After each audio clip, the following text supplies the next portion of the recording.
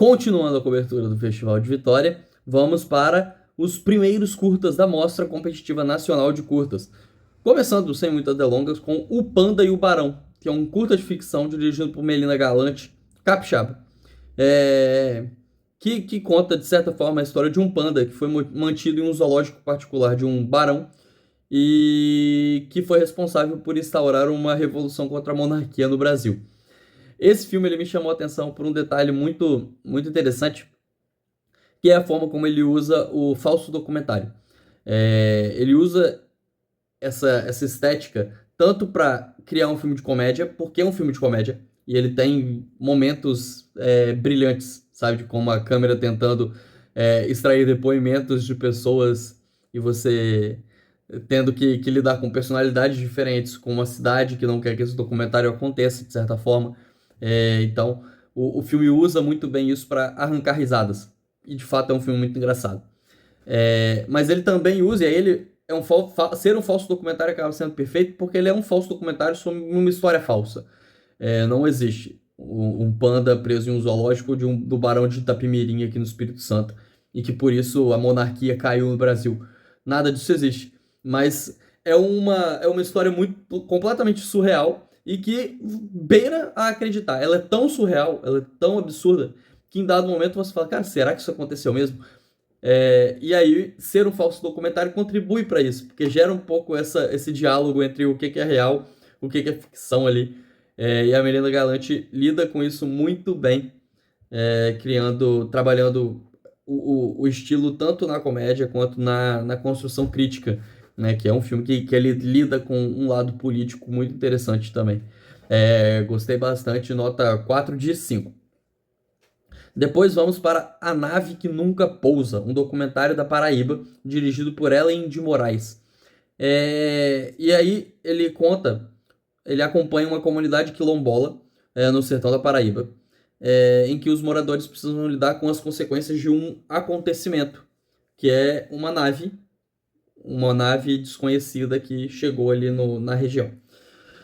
Então, o próprio curta, ele se classifica como uma ficção científica documental. E de fato ele usa a estética documental durante todo o tempo. Mas eu fiquei um pouco na dúvida se a classificação de documentário não está incorreta. É claro que tem gente que estudou muito mais sobre isso, sobre classificação de gêneros e coisas assim, que fez essa classificação. Então não sou eu que vou dizer que tá errado. Mas eu também sinto que, assim como o Panda e o Barão, A Nave que Nunca Pousa é um falso documentário. E usa isso para. É uma ficção científica que usa a estética de falso documentário. Só que a diferença é que o Panda e o Barão faz isso de forma muito mais escrachada para encontrar uma comédia, enquanto A Nave que Nunca Pousa vai por um caminho mais contido, que é para. Não é para escancarar que é um falso documentário, é para parecer um documentário. Só que é um documentário que ele é completamente ensaiado e é uma história de ficção, pelo menos do meu ponto de vista. Mas deixando isso de lado, é um curta muito interessante. E o que eu mais gosto nele é como eles usam essa ideia também de falso documentário para puxar, para trazer à tona um lado do tema que é pouco falado. Porque ele é um filme que ele não fala sobre ficção científica. Como boas ficções científicas, é tudo um disfarce para falar sobre outra coisa. E aqui a nave é uma outra coisa que eu não vou dar esse spoiler, mas que tem a ver com sustentabilidade, que é a gente olhar a sustentabilidade e que, claro, a sustentabilidade é muito importante, buscar formas de gerar energia sustentável é importante, mas o documentário, e ele faz isso de forma muito, muito curiosa, ele levanta a bola para você pensar que existem outras consequências, que não é simplesmente você instalar uma nova fonte de energia e que ela é boa só porque ela é sustentável, porque ela vai ser boa por um lado, mas não necessariamente por todos. Então fica aí essa boa dica, A Nave que Nunca Pousa.